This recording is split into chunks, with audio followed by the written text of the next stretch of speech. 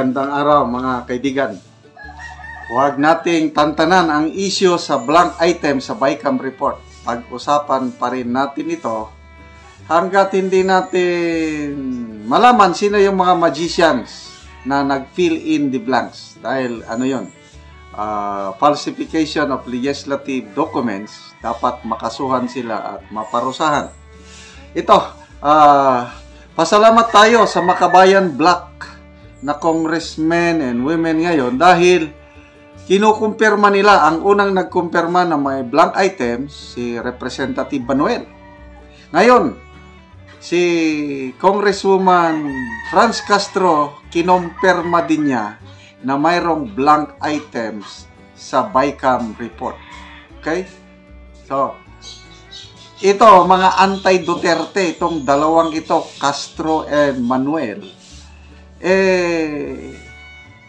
kung ano pa talaga, pwede nilang idiin si Pangulong Duterte, sabihin nila, walang blank.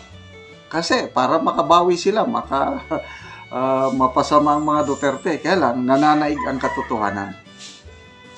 Pinapatunayan nila na may blank items ang BICAM report. Okay, panoorin natin tong balita ng UNF TV. Gusto nilang ma-restore yung mga budget na naslash. Yan si Congressman Ortega. Politics, it's really about politics. Politika ang nakikitang dahilan kung bakit binabato ngayon ang aligasyon ang 2025 national budget.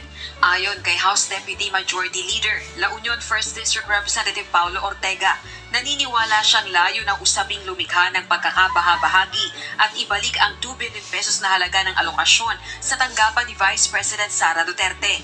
Matatanda ang binawasan ng pondo ng opisina ng Pangalawang Pangulo para sa taong 2025 dahil sa mga kontrobersyang ipinupukol kaugnay ng paggastos ng confidential funds nito.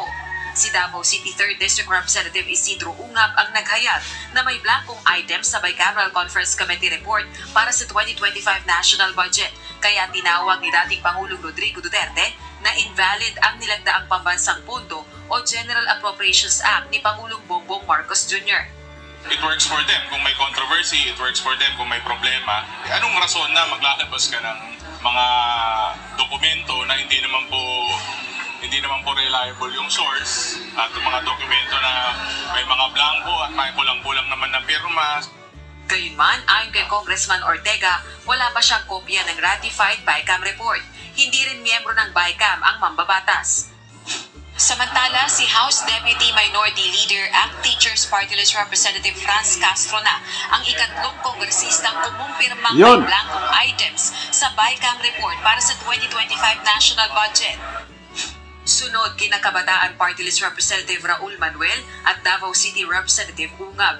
Hindi miyembro ng Bicameral Conference Committee si Congresswoman Castro. Pero yung sinasabing BICAM na pinaratify, may mga ilang blanco. Pero yung sinabmit kay Presidente, so tingin na wala kaming alam doon kung meron mang blanco yan. So I hope na reconcile kasi hindi pwedeng may blanco yan na ibibigay sa Presidente. Matagal na rin itong isinusulong ang pagkakaroon ng transparency sa BICAM kaugnay ng ginagawang reconciliation sa bersyon ng panukalang budget ng dalawang kapulungan ng Kongreso.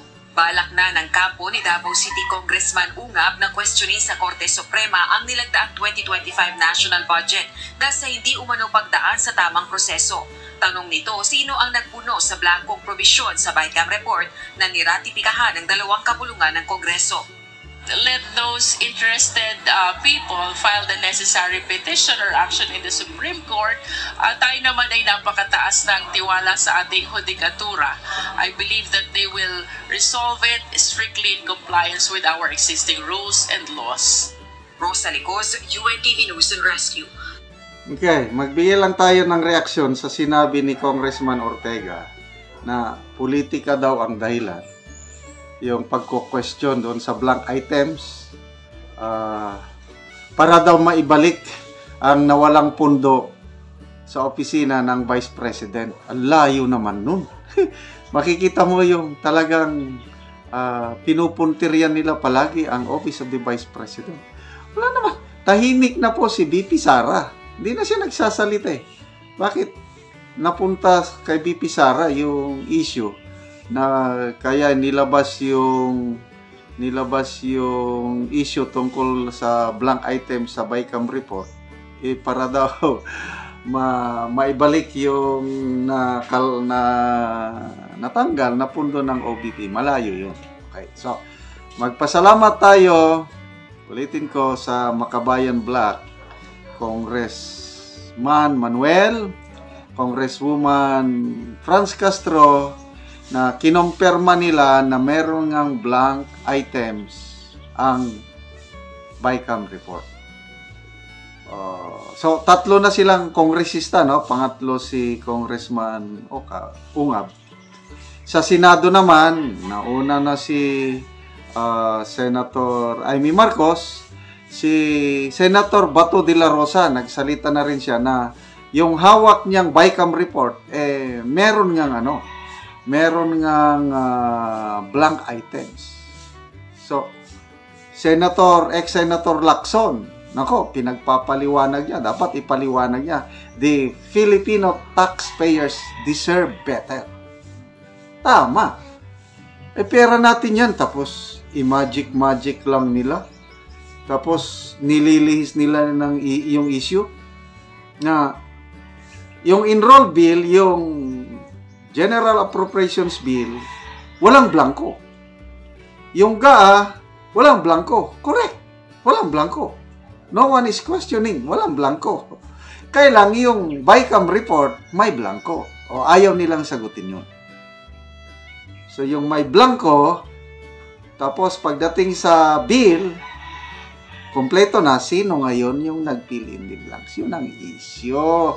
Huwag niyong ilayo ang usapan, mga kagalang-galang na mga senador at kongresista. At nakakapagtaka, ang hindi na lang nagsasalita sa panig ng Kamara. Kasi sa Senado, nagsalita na si Senator Grace po, nagsalita na si Senate President Escudero. Bakit ang mga panig ng BICAM sa Kamara, tahimik? Wala pa ring statement si Speaker Romualdez, si Congressman Saltico, si Congresswoman Stella Kimbo, tahimik sila. Dapat magpaliwanag.